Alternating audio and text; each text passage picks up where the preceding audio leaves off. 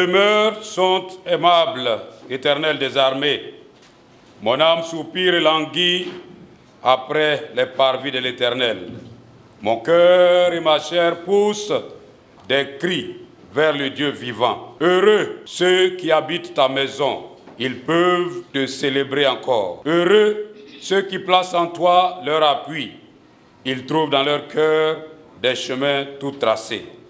Mieux vaut un jour dans tes parvis que 1000 ailleurs. Je préfère me tenir sur le seuil de la maison de mon Dieu plutôt que d'habiter sous les tentes de la méchanceté. Car l'Éternel Dieu est un soleil et un bouclier. L'Éternel donne la grâce et la gloire. Il ne refuse aucun bien à ceux qui marchent dans l'intégrité. Éternel des armées, heureux l'homme qui se confie en toi.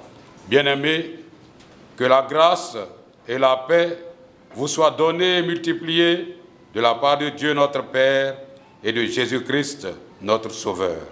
Amen. Amen. Invoquons la présence du Seigneur au milieu de nous.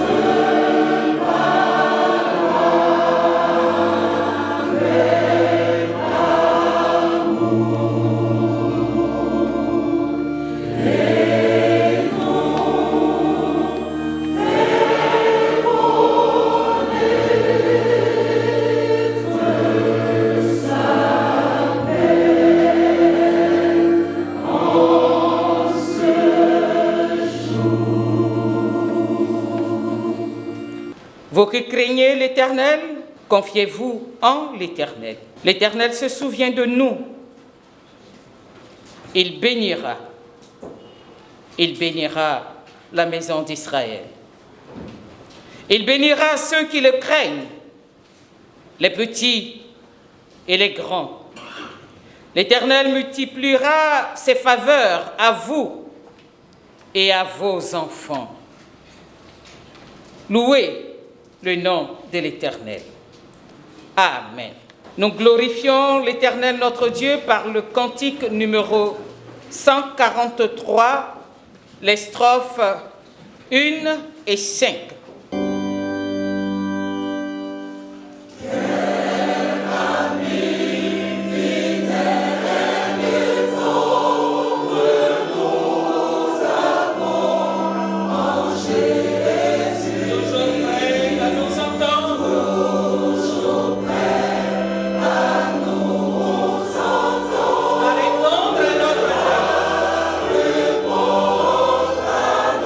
Il connaît nos défaillances.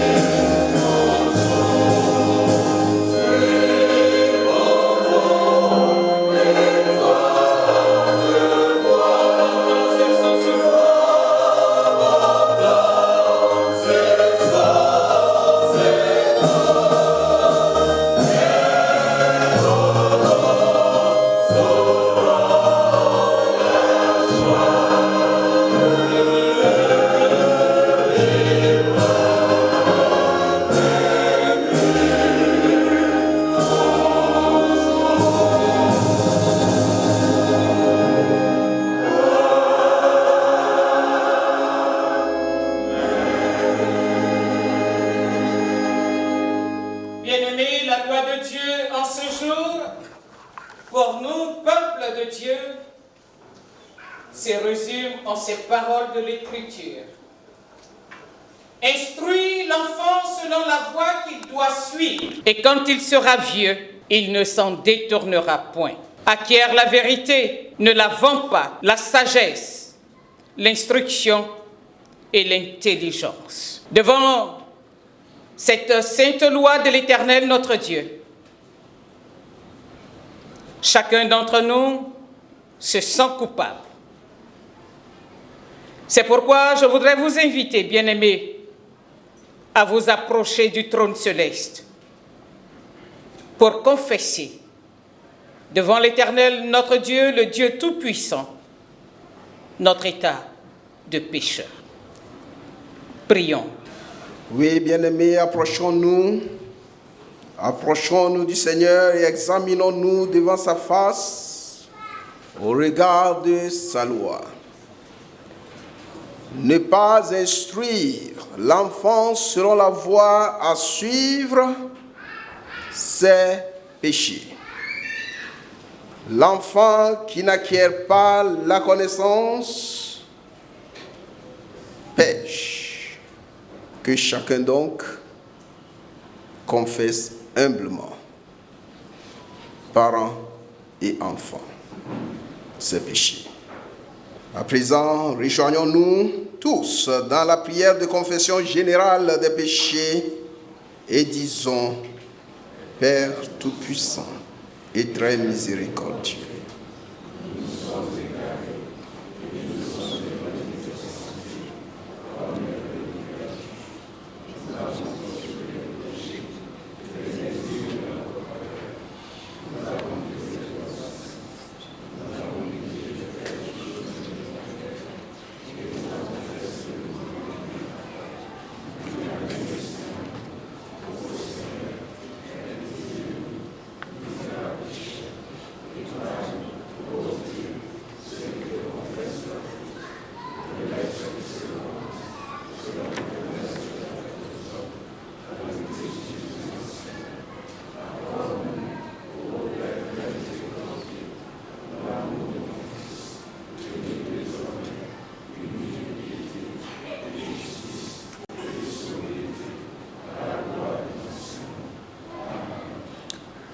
veuillez vous tenir debout et recevons de la part du Seigneur les promesses de la grâce et de l'assurance de son pardon.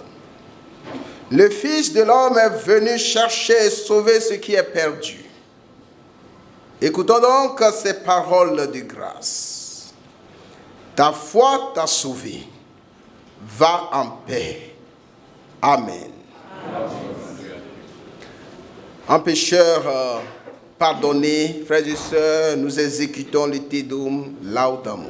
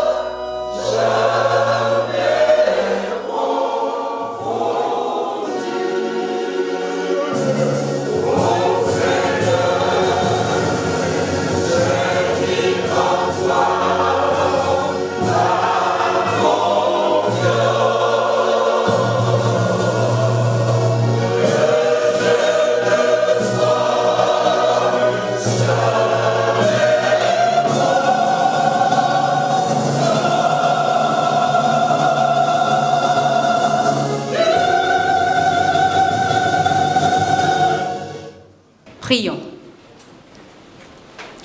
Comme l'enfant reçoit le pain, comme l'oiseau reçoit l'espace avec le grain, comme l'ami reçoit l'ami, comme la nuit reçoit l'aurore et le soleil, comme le sol reçoit la semence, comme la sève monte aux branches et porte le fruit, donne-nous, Seigneur, d'accueillir ta parole.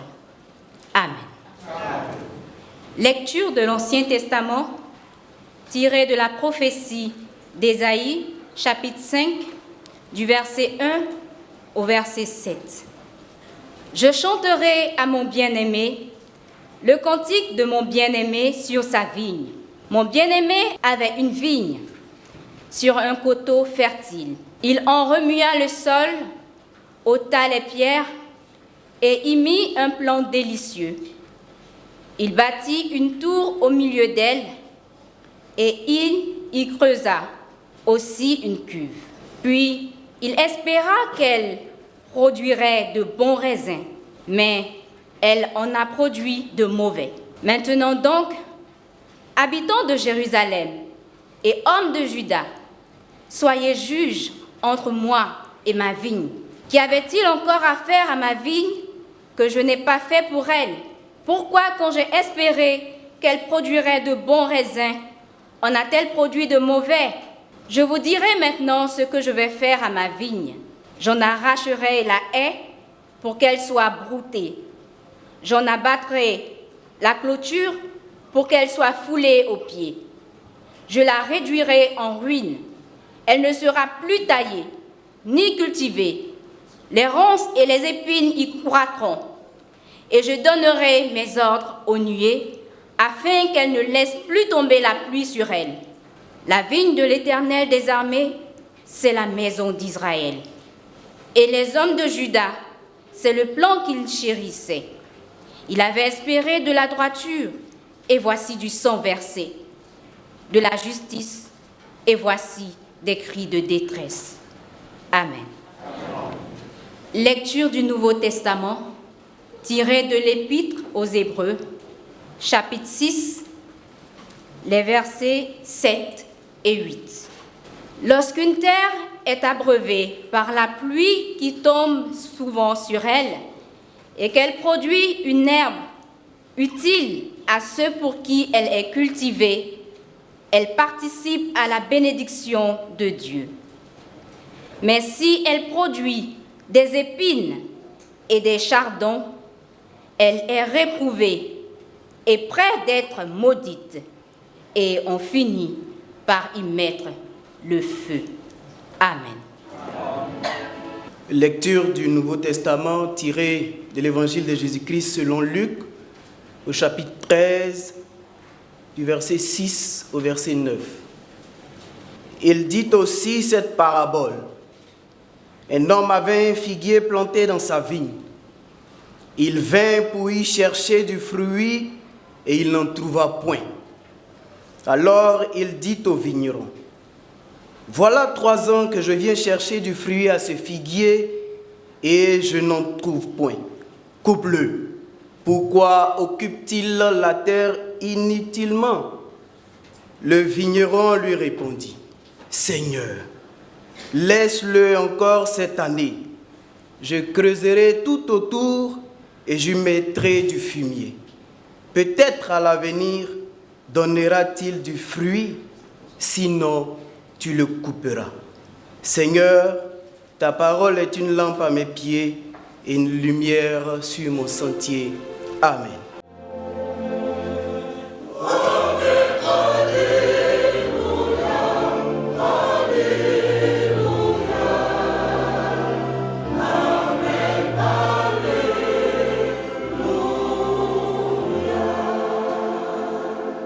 Ensemble, nous exécutons le cantique tiré du recueil Gloire à Dieu numéro 692, les 2 premières strophes. Cantique 692, les strophes 1 et 2. Nous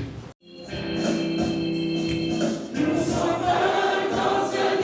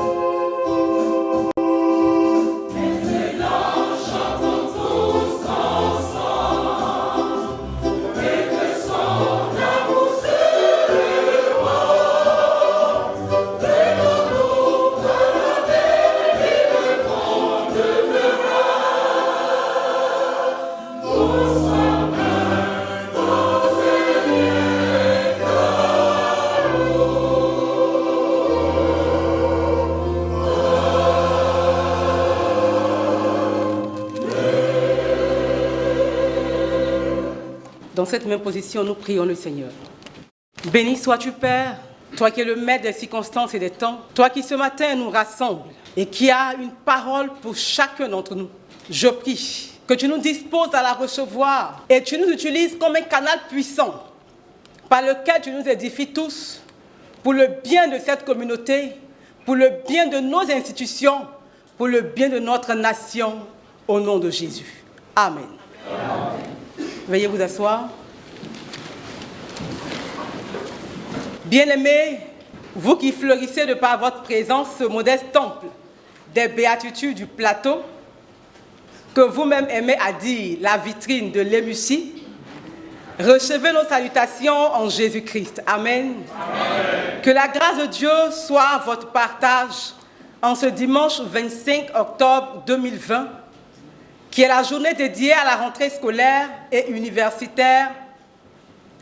L'Émussie nous propose 3 textes que nous avons lus.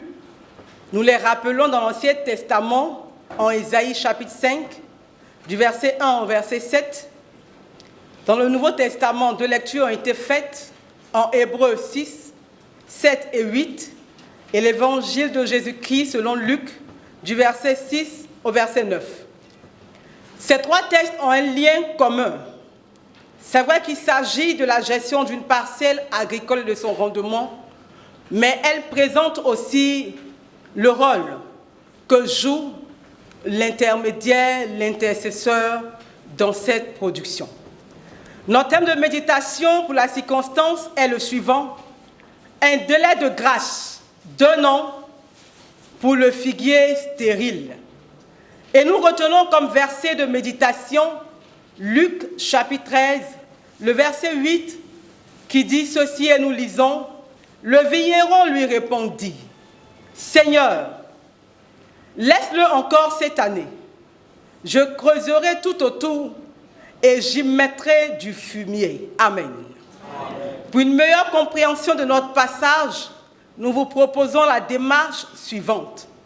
Dans un premier temps, la situation contextuelle. Ensuite, nous allons interpréter les 3 textes par rapport au thème. Et ensuite, en sortir le message pour nous aujourd'hui. Bien-aimés dans le Seigneur, retenons en ce qui concerne la situation contextuelle que la péricope de Luc, qui nous concerne ce matin, se situe dans le cadre large de la montée de Jésus vers Jérusalem après qu'il soit sorti de la Galilée, et ce du chapitre 9, verset 51, au chapitre 19, le verset 27. À la charnière entre 2 grands ensembles, Luc chapitre 12, 35 à 59, où Jésus invite ses compagnons à la vigilance, c'est-à-dire un discernement nécessaire, et Luc 13, 10 à 17, où Jésus traite d'une guérison le jour du sabbat. En ces 2 parties, donc, nous trouvons une déclaration de Jésus sur la vision du jugement et une déclaration à la foule sur le discernement qui est nécessaire, chapitre 12, versets 54 à 59. Suivi d'une discussion avec des personnes sur la nécessité de changer de vie, après que ces derniers lui aient raconté ce qui est arrivé aux Galiléens, dont Pilate avait mêlé le sang avec celui des sacrifices. Luc chapitre 13, versets 1 à 5. Et ensuite vient notre passage étudié en ce jour, la parabole du figuier stérile. Cette parabole se place donc à la fin d'une série d'instructions dispensées par Jésus et a clairement valeur d'enseignement. En effet, dans cette parabole, Jésus nous peint un tableau dans lequel un propriétaire de vigne se plaint d'un figuier stérile, d'un figuier qui ne produit point. En réponse à sa plainte, le vigneron lui dit ceci: Seigneur, laisse-le encore cette année, je creuserai tout autour et j'y mettrai du fumier. D'où le thème, un délai de grâce d'1 an pour le figuier stérile. Quelle interprétation pouvons-nous faire de ce texte et des 2 autres textes qui nous sont donnés en termes de béquilles pour mieux comprendre notre thème du jour? Bien-aimés, dès l'entame de notre texte, nous nous rendons compte que le narrateur met en relief deux personnages, le vigneron et le maître. Ces deux personnages sont opposés de par leur manière de considérer le figuier. Soulignons que Jésus peint le maître comme quelqu'un d'impulsif, de furieux, de désespéré, de déçu. Et donc, il décide de découdre avec son figuier. Il faut le couper. Opposé à ce maître, le vigneron, par contre, est calme et déterminé à donner une énième chance au figuier. À la réalité, ce qui préoccupait notre maître, ce n'était pas l'espace qu'occupait le figuier, mais c'était son gain qu'il n'avait pas pu obtenir. Et donc ici, nous remarquons que deux notions sont mises en avant, le problème réel et le problème perçu. On pouvait percevoir de la part du maître qui voulait le couper pour l'espace, alors que son réel problème était le gain qu'il ne pouvait pas obtenir. Donc le maître, à la réalité, est lié à cette parcelle ou à ce figuier par ce qu'il lui procure, par le gain qu'il peut avoir. Il n'y avait pas d'amour. Alors que le vigneron, lui, était lié par les soins qu'il procurait à ce figuier, par l'amour qu'il manifestait à la plante. Les deux ont donc une position qui évidemment influence leur attitude. Si nous analysons maintenant la réaction du maître, quand il dit « coupez-le », c'est parce qu'il est plus prêt à investir, il n'est plus prêt à dépenser, il n'est plus prêt à se préoccuper, il n'est plus prêt à accepter l'échec, il n'est plus prêt à accepter le désespoir, il n'est plus prêt à échouer. Donc, il faut le couper pour passer à autre chose. Le vigneron, quant à lui, dit « Maître, donnez-moi encore une année et je vais en prendre soin. » Ici, notre vigneron met en avant l'intérêt de la plante. Le vigneron met en avant l'espérance. Le vigneron met même en péril son poste parce qu'il désobéit au maître en ne coupant pas immédiatement et en osant faire une proposition au lieu d'obéir à l'ordre qui lui est intimé, qui est de couper. Parce que vous conviendrez avec moi que quand on dit « coupez-le », ce n'est pas une obligation, c'est un ordre.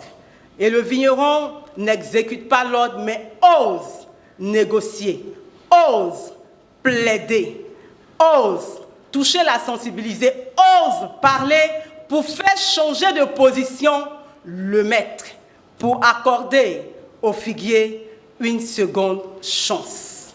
Bien-aimés frères et sœurs, donc ce vigneron-là intercède auprès du maître en faveur du figuier stérile. Oui, l'intercession. Nous nous sommes amusés à chercher la définition de l'intercession.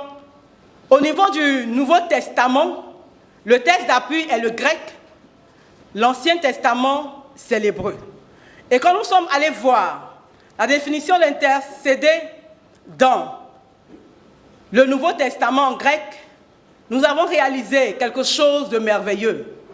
Intercéder en grec, messiteia, dont la racine est messie, et intercéder en hébreu, palal, qui veut dire agir en médiateur, juger, intervenir, prier. Nous nous sommes rendus compte donc que ce vigneron, à l'image du Messie, pose un acte pour le salut de ce figuier. Il est soucieux du bien-être de ce figuier. À l'image de Jésus, à l'image du Messie, ce vigneron montre l'exemple que doit suivre le maître, celui qui est désespéré, celui qui est découragé, celui qui n'espère plus, celui qui attendait quelque chose de bon et qui n'a rien reçu. Parallèlement à cela, quand nous nous regardons dans l'Ancien Testament, dans le texte d'Ésaïe que nous avons lu, quand nous lisons le verset 3 que je lis, nous pouvons lire ceci. Maintenant donc, habitants de Jérusalem et hommes de Juda, soyez juges entre moi et ma vigne. Si on veut remplacer juge par son synonyme qui est intercédé, soyez des intercesseurs entre moi et ma vigne. Ou encore priez pour que entre moi et ma vigne quelque chose se passe. Ou encore soyez l'intermédiaire entre moi et ma vigne. Donc l'auteur de Ésaïe, c'est lui-même qui appelle. Il appelle le peuple de venir être juge. Il appelle le peuple de venir intervenir. Sinon, une sentence risque de tomber. Bien aimé, je me suis posé la question de savoir.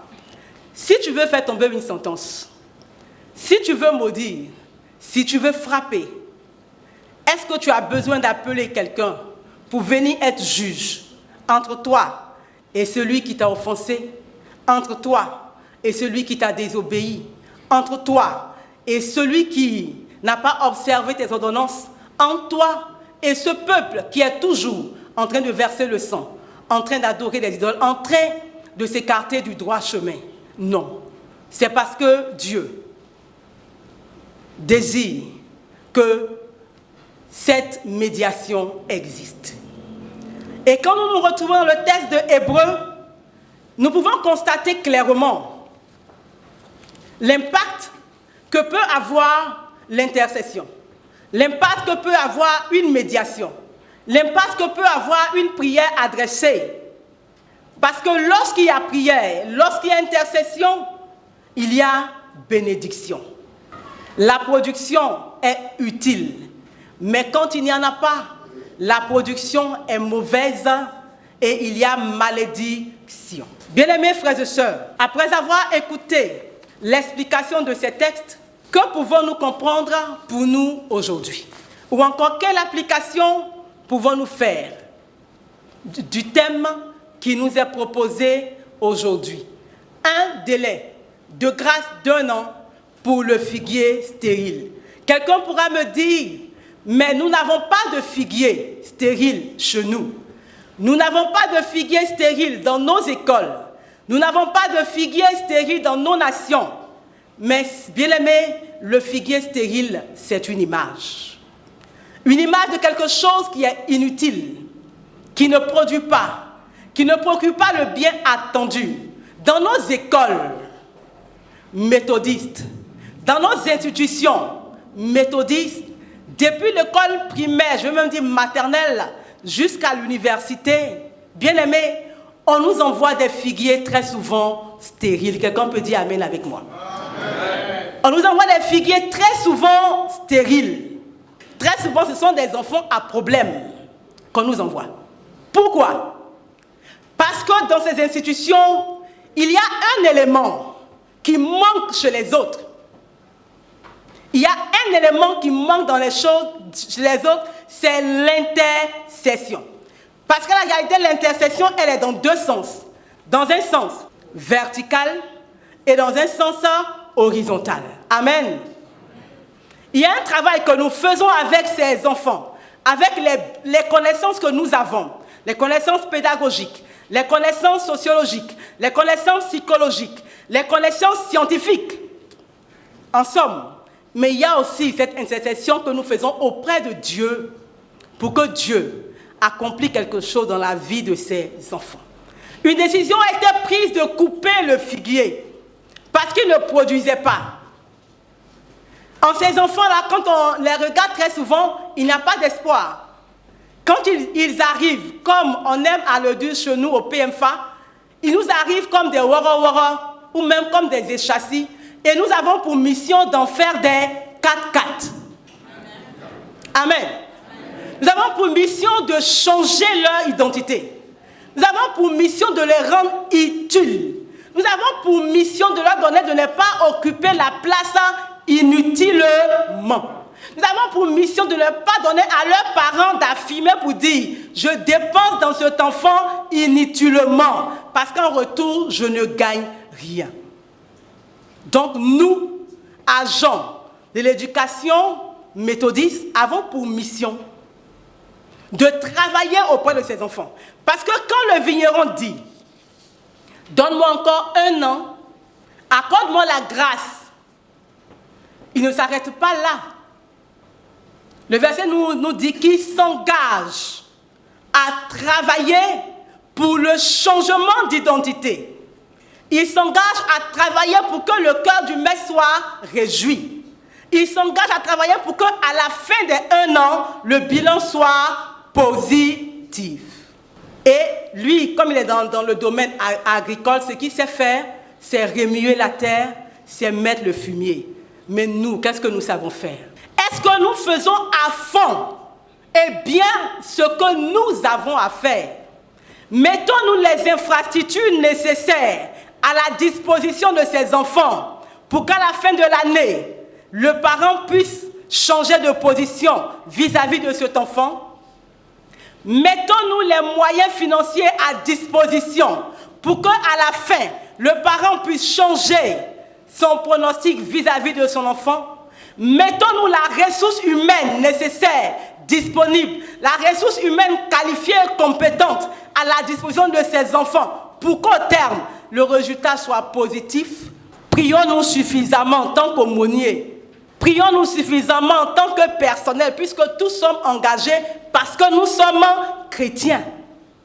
Est-ce que notre intercession, le travail à faire se limite seulement sur le plan vertical, c'est-à-dire je me limite seulement à ce que je sais, et je travaille sur l'homme avec les biens acquis de ce monde, où je lève les yeux vers Dieu, d'où me viendra le secours? Amen. Et c'est pour ça qu'à Dessay, nous avons chanté à l'entame du culte le Gloire à Dieu 143. Quel ami fidèle et tendre, nous avons Jésus, toujours prêt à nous entendre, à répondre à nos cris, à connaître nos défaillances, nos chutes de chaque jour. Sévère en ses exigences, il est riche en amour. Jésus veut que tu sois l'ami fidèle de ses enfants. De ton bureau, que tu te poses la question de savoir, est-ce que je suis l'ami fidèle? Est-ce que j'agis pour répondre aux exigences? Est-ce que j'agis en tant qu'ami ou je suis le maître qui est toujours prêt à couper, à condamner? Amen. Oui, c'est vrai, on regarde la DGM, on regarde l'UMESI, mais nous aussi, parents, qui sommes là ce matin, nous sommes souvent les premiers à être découragés de nos enfants. Celui-là, celle-là, je suis fatiguée. À cause d'elle, tout le quartier se moque de moi. À cause de lui, tout le quartier se moque de moi. Il est drogué, elle est prostituée. Chaque jour que Dieu fait, ce sont des plaintes, ce sont des lamentations. Cet enfant-là, c'est lui qui va me tuer. Je pense que pour lui, là, c'est bon, on va s'occuper des autres. Amen. Je suis donc venue dire ce matin à un parent qui était découragé que Dieu veut faire de toi un intercesseur pour ton enfant. Pour ton enfant. Quelqu'un d'autre ne viendra pas le faire pour toi. Si tu as le Messie en toi, si tu as Jésus en toi, celui-là qui est la racine du verbe intercéder, qui est la racine du verbe prier, qui est la racine du verbe modérateur, qui est celui-là qui apporte la paix, qui est celui-là qui peut changer les situations, pourquoi tu ne pourrais pas lever les yeux vers lui pour lui présenter le cas de ton enfant? Aucun cas n'est désespéré. Accorde-toi encore un délai de 1 an. Si tu avais classé cet enfant, s'il te plaît, au sortir d'ici, va vers lui et accorde-lui encore un délai de 1 an. Prie, agis, et par la foi, nous croyons que Dieu agira. Nous sommes tous mis en mission donc ce matin pour être des disciples de Jésus, pour être des imitateurs de ce Messie-là qui est venu et qui a donné sa vie, Sûrement que ce matin, quelqu'un pensait qu'on viendrait pour parler des fruits de l'esprit, des fruits de la repentance, puisque notre texte fait suite à la repentance. Non. Mais quand quelqu'un n'a pas produit des fruits dignes de repentance, qu'est-ce que toi tu as fait pour qu'il produise des fruits dignes de repentance? C'est de ça qu'il s'agit. Est-ce que tu as suffisamment prié? Est-ce que tu as suffisamment jeûné? Est-ce que tu as porté le fardeau avec amour pour qu'il y ait transformation? Trop souvent, on prie 1 mois, 2 mois, 3 mois et on se décourage. On laisse tomber et on passe à autre chose. Non, c'est vrai que le délai nous dit 1 an, mais tant que la transformation ne s'est pas opérée, nous devons toujours continuer le ministère d'intercession. Oui, dans nos foyers, c'est là-bas que souvent c'est chaud. Très tôt, on a vite fait de ranger monsieur. Très tôt, on a vite fait de ranger madame. Parce qu'elle écoute trop les commérages. Là-bas aussi, il faut être intercesseur. C'est ton fardeau. Sois le vigneron qui supporte le figuier stérile. Peu importe l'échec, peu importe la honte, peu importe l'angoisse qui peut t'apporter. Mais souviens-toi qu'un homme s'est engagé vis-à-vis d'un arbre. Je dis bien d'un arbre. À plus forte raison, ton semblable, être humain comme toi. Engage-toi à prier, à intercéder, jusqu'à ce que Dieu touche son cœur et que sa situation change. Et qu'il soit quelqu'un qui apporte la joie. Et qu'il soit quelqu'un dont le témoignage édifie. Qu'il soit quelqu'un qui fait ta fierté. Parce que quand l'homme, comme on dit très souvent, quand l'homme souvent zaille, quand il déraille, la femme même a honte. Non, ne m'appelez plus Madame Conan. Hein. Moi, je suis Mademoiselle Tant. Je suis la fille de Tant. Non. Demeure Madame Conan. Prie, agis, et le gain viendra sûrement. La bénédiction de Dieu sera sûrement présente. Nous voulons terminer par cette situation qui est tellement d'actualité, la situation sociopolitique que vit la Côte d'Ivoire. Chrétien, toi qui as le Messie en toi, la source de l'intercession, la racine de l'intercession, que fais-tu? Que fais-tu?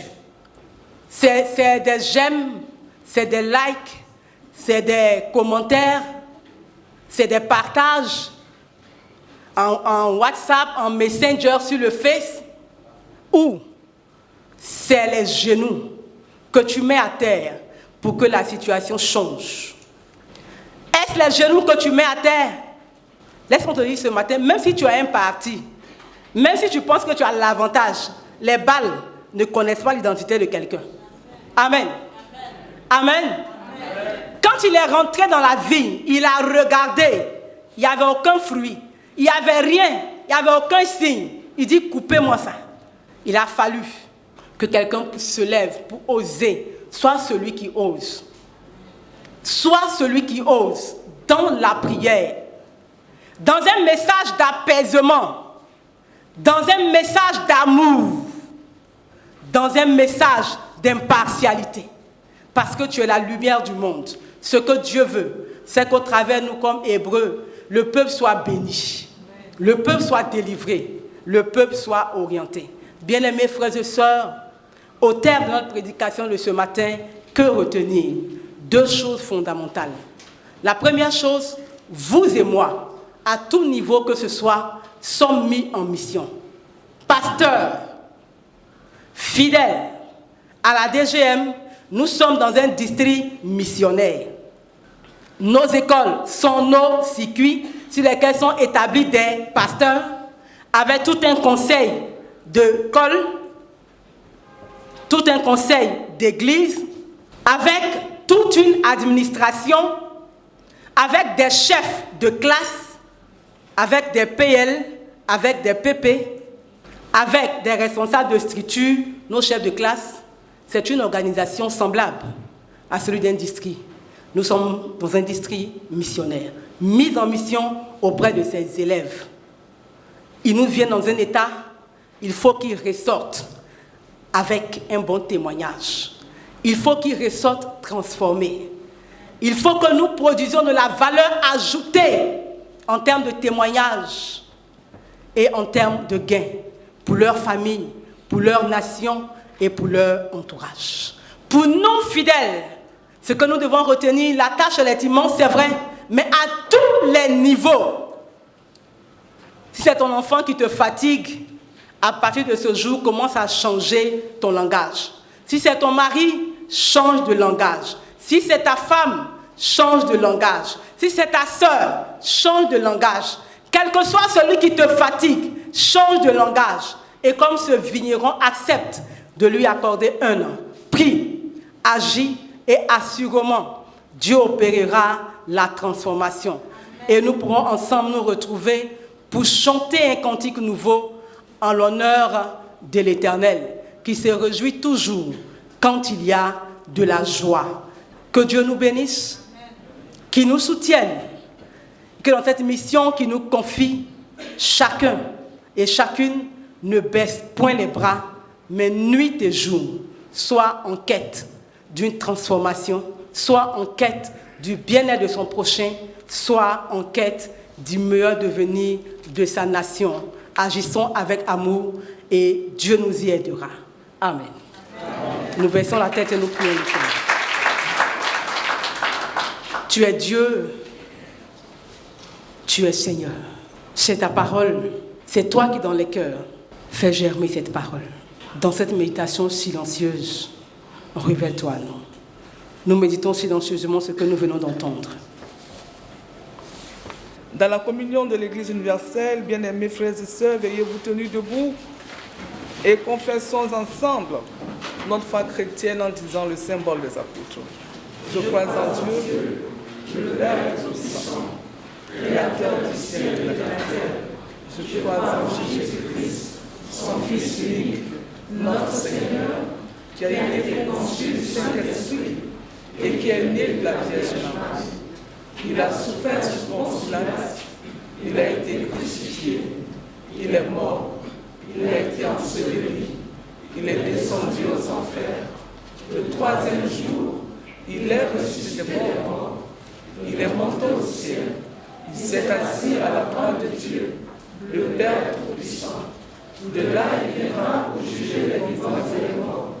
Je crois au Saint-Esprit, je crois à la Sainte Église universelle, la communion des saints, la rémission des péchés, la résurrection de la chair et la vie éternelle. Amen. Le Seigneur soit avec vous.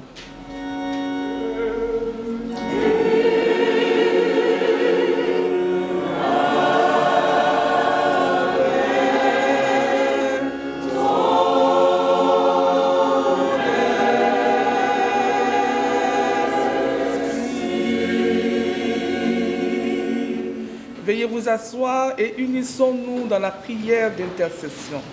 Nous prierons pour l'école ivoirienne, en particulier, nous prierons pour les universités et grandes écoles et pour la délivrance du Covid. Prière pour l'année scolaire 2020-2021. Seigneur, nous revenons des vacances avec plein de beaux pensées de la vie. Sois béni. Seigneur, pour tous tes bienfaits pendant le temps de vacances, pour les bonnes journées passées en famille, une année pleine de découvertes commence à l'école, au catéchisme, dans nos activités. Donne de la curiosité, de l'enthousiasme et du courage. Seigneur, nous te confions cette nouvelle année scolaire. Donne-nous la joie de retrouver nos amis et d'accueillir les nouveaux camarades. Que notre diversité soit une richesse au service de l'éducation nationale, de ses acteurs et de la nation tout entière.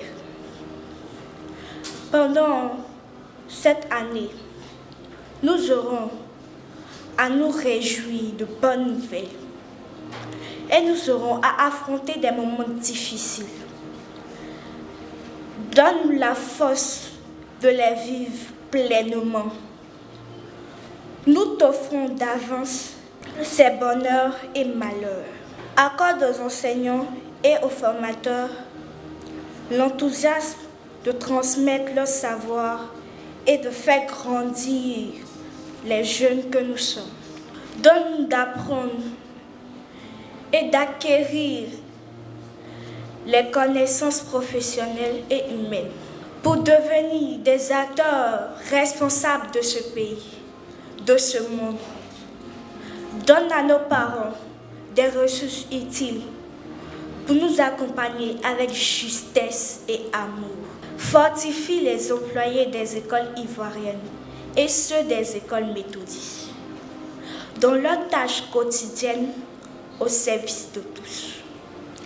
Que leur travail soit respecté, reconnu de tous et récompensé par tous.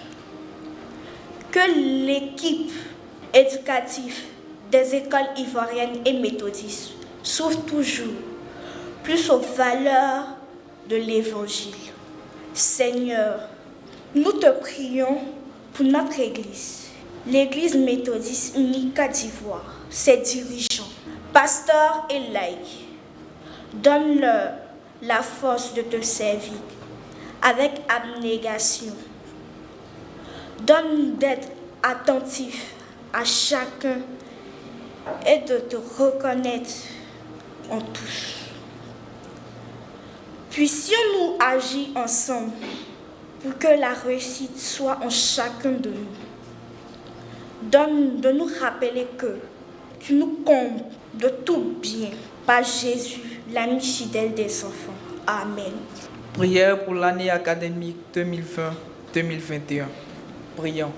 Maître des temps et des circonstances, toi qui présides au jour et aux nuits, nous te bénissons pour la vie, le mouvement et l'être accordé à chacun de nous et pour cette rentrée scolaire et universitaire 2020-2021 que tu rends possible. Nous te louons pour les anciens amis que nous retrouvons et pour les nouveaux que nous avons la joie d'accueillir. Nous savons les défis auxquels nous ferons face pendant ce parcours qui s'ouvre. Nous aurons des moments de tendresse et des moments de tristesse. Nous connaîtrons des moments d'allégresse, mais aussi ceux de détresse. Il viendra, nous le savons, des temps d'adversité aussi, des temps de tranquillité. Pendant ces temps favorables ou non, sois avec nous, Seigneur. Donne à tous les apprenants des universités et de l'UMESI l'humilité nécessaire pour apprendre. Donne aux étudiants la clairvoyance qu'il faut pour recevoir de leur maître le savoir qui leur sera prodigué et la sérénité pour acquérir les connaissances et les orientations qui leur seront données. Donne-nous, Seigneur, de pouvoir nous construire et construire notre avenir. Donne à nos enseignants la force qu'il leur faut pour gérer nos humeurs et la santé suffisante pour leurs travaux de recherche. Donne à ceux qui cherchent de trouver afin que leurs efforts soient couronnés de succès. Permets à notre institution d'être hissée au rang des universités de référence en matière de recherche. Au personnel technique, administratif et d'encadrement, nous te demandons l'abnégation, l'assiduité et surtout le courage d'aller et venir. Donne-leur de bien jouir des fruits de leur labeur. Nous prions pour nos parents qui s'investissent pour notre bien-être physique, moral, spirituel et intellectuel. Bénis leurs sources de revenus et arrose leurs ressources à tous les niveaux et de tes riches bénédictions. Seigneur, en ces temps de turbulence, donne à la Côte d'Ivoire, notre pays, des temps de restauration politique, de paix dans les cœurs. Donne à nos dirigeants de tenir des propos d'unité et de cohésion sociale. Seigneur notre Dieu, donne-nous la bonne santé. Accorde-nous du succès afin que, parvenus au terme de nos études, nous puissions traduire la somme de nos connaissances en actes pour le bien d'une nation pacifiée et prospère, d'une Église forte, unie et bénie par Jésus-Christ, notre Seigneur et Sauveur. Amen. Amen.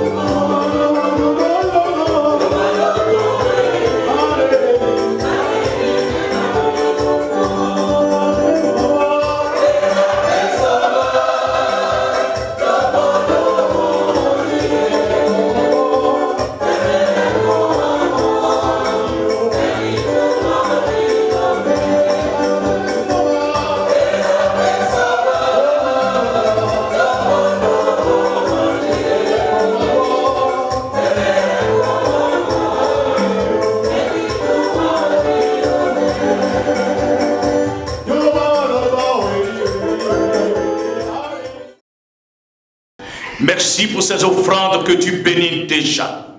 Seigneur, malgré la terreur de la COVID-19 et des turbulences électorales, tu nous as gardés dans le creux de ta main, loin de l'esprit de mort et des souffrances humaines. En ce jour, à la dimension, ô notre Dieu, de Deutéronome 28, verset 1 à 13, je déclare qu'au nom de Jésus-Christ, Seigneur, la bénédiction soit une ordonnance divine sur votre vie pour ceux qui ont donné au nom de Jésus-Christ. Et que l'onction du premier tombe dans votre destinée. Et qu'en ce temps de crise, partout où passez, vous soyez escortés par l'armée du Saint-Esprit. Et que le sang de l'agneau vous couvre. Et que le nom de Dieu soit béni dans vos offrandes. Au nom puissant de Jésus, que le peuple de Dieu dise Amen très fort.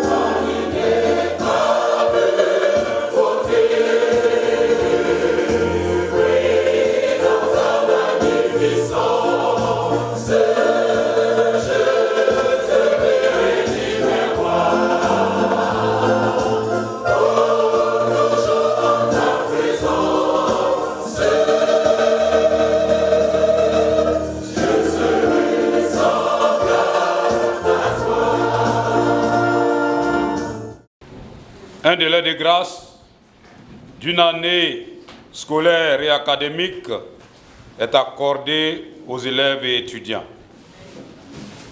Un délai de grâce d'une année civile est accordé à tous les travailleurs, quel que soit leur rang, quel que soit leur grade. Un délai de grâce d'une année spirituelle est accordé à tous les chrétiens. Bien-aimés de la part de Dieu, recevez la bénédiction. Que la grâce du Seigneur Jésus-Christ, l'amour de Dieu et la communion du Saint-Esprit soient avec vous tous, dès maintenant et toujours. Allez en paix, bien-aimés, et bon dimanche à vous tous, au nom de Jésus. Amen.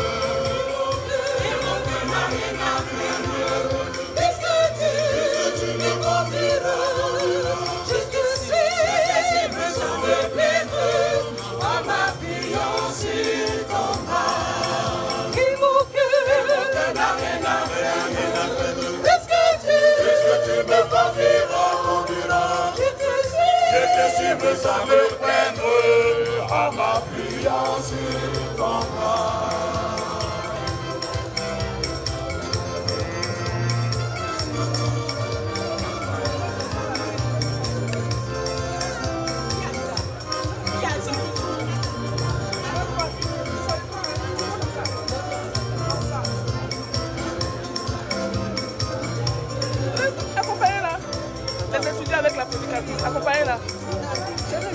C'est là. C'est juste comme ça.